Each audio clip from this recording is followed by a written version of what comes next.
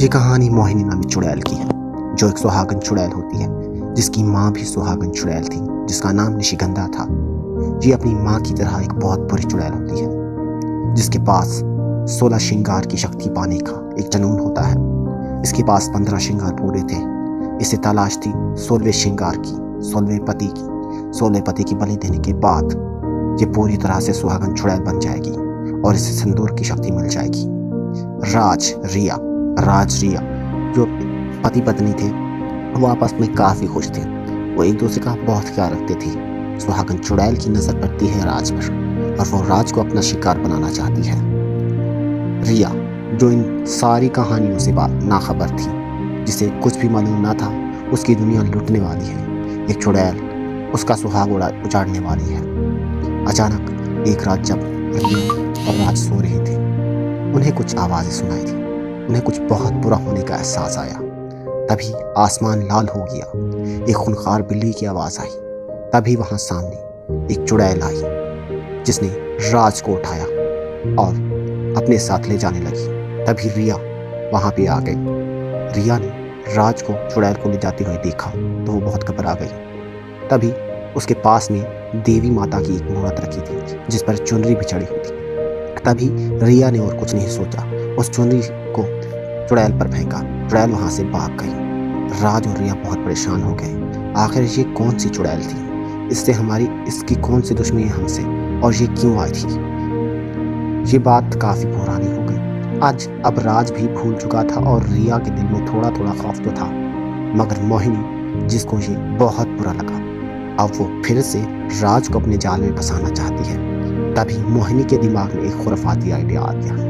वो अपने मदहोश करने वाले जादू से राज को मदहोश करके अपने साथ ले आएगी और इसकी बलि देकर वो पूरी तरह से सुहागन चुड़ैल बन जाएगी। तभी मोहिनी को राज सड़क पर जाता हुआ नजर आया। मोहिनी ने अपना जादू चलाया और राज को अपने वश में कर लिया। राज के साथ वो उसी के घर चली गई। रिया ने देखा जब राज के साथ इस लड़की को, तो रिया काफी हैरान हो गई। राज ने कहा, ये मेरी बीवी है और तुम इसका अच्छे से ख्याल रखो। रिया रोती चिल्लाती हुई कहने लगी, मैं तुम्हारी बीवी हूँ। राज ने कहा, अपनी शक्ल घूम करो यहाँ से, मैं तुम्हें नहीं जानता, मैंने तुम्हें पहली बार देखा है, तुम तो हमारी नौकरानी हो, ऐसा है ना मोहिनी? मोहिनी ने हाँ में जवाब भरा और कहा, जाओ अपना काम करो। तभी आधी रात हो जाती है। लाल चांद निकल आता है। बिल्लियों के खुराने की आवाजें आती हैं। रिया का दिल बहुत घबरा रहा था और उसे बहुत बुरा लग रहा था कि आज कुछ ना कुछ तो होने वाला है। तभी मोहिनी राज को लेकर एक काली पहाड़ी पर पहुंच जाती है। एक काली पहाड़ी पर पहुंचने के बाद वहां पे एक महासूर के मंदिर में ले जाती है।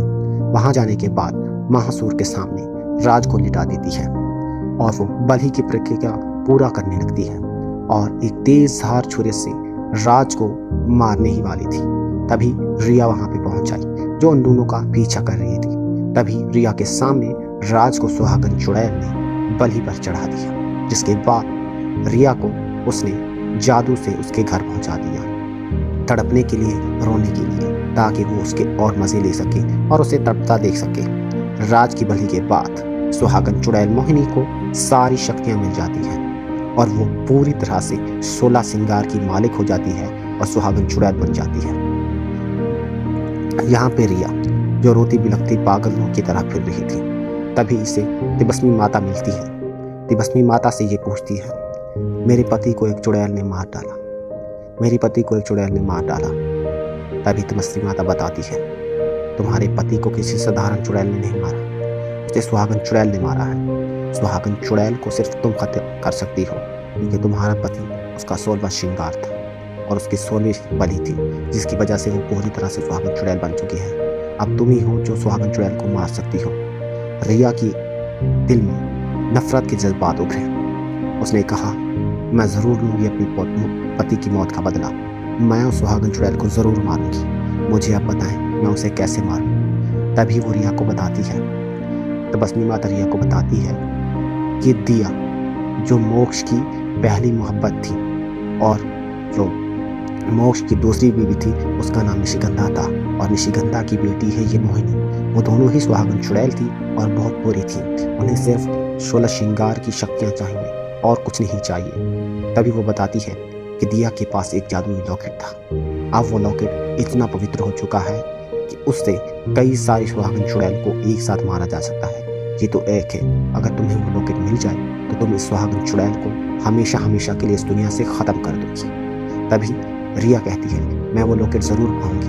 वो कहाँ मिलेगा वो मुझे लॉकेट? तभी मुझे कहती है कि तुम्हें एक दिया जलाना होगा देवी माता के मंदिर में, और वहाँ पे अपना एक नृत्य करना होगा, एक तांडव करना होगा, जिससे प्रसन्न होकर देवी माता तुम्हें वो लॉकेट ज़रूर देंगी। वो दिल के सच्चे और अच्छे और सच्चा प्यार करने वाले ही को मिल सकता है लॉकेट। अगर तुम्हें वो मिल जाए तो तुम सुहागन चुड़ैल को मार सकती हो। रिया पास से ही एक देवी मंदिर में चली जाती है। वहाँ पे काली माता का मंदिर होता है। वहाँ पे दिया जोत जला के अपना तांडव शुरू करती है। तांडव शुरू करने के बाद रिया मदहोश होकर जमीन पर गिर जाती है, जिससे उसका सर फूट जाता है और सर से खून निकलने लगता है। तभी खून से एक लॉकेट बन जाता है जो दिया के गले में फंस जाता है, और उसे देवी माता कहती है, जाओ खत्म कर दो इस चुड़ैल की कहानी को। बहुत सी जिंदगियां तबाह की इस चुड़ैल ने। अब इस चुड़ैल का इस दुनिया से जाने का वक्त आ चुका है। तभी रिया वहां से उठकर चली जाती है और उस लॉकेट से महासुर की गुफा तक का रास्ता खोल लेती है और अंदर चली जाती है। तभी सुहागन चुड़ैल मोहिनी उस पर हंसती हुई आती है। बड़ी बेचारी हो तुम, तुम्हारे पति को मार दिया मैंने, अब यहाँ तुम क्या लेने आई हो? अब तुम्हें भी जीने का कोई हक नहीं, तुम मरने के लिए तैयार हो जाओ। तभी सुहागन चुड़ैल मोहिनी उस पर वार करती है। उसका वार उल्ट हो जाता है और रिया को कुछ भी नहीं होता। मोहिनी ये देखकर बहुत हैरान हो जाती है। तभी वो मोहिनी को सब बात बताती है। मोहिनी वहां से भागने के लिए तैयार थी, मगर रिया ने उस जादुई लॉकेट से हमला किया और इस अपने वार से मोहिनी को खत्म कर दिया। मोहिनी का किस्सा वहीं पे खत्म हो गया और वो 16 श्रृंगार हमेशा हमेशा के लिए नष्ट हो गए। सुहागन चुड़ैल की ऐसी स्टोरी आपको कैसी लगी हमें कमेंट में बताएं और चैनल को सब्सक्राइब करें, वीडियो को शेयर जरूर करें। Bye bye guys.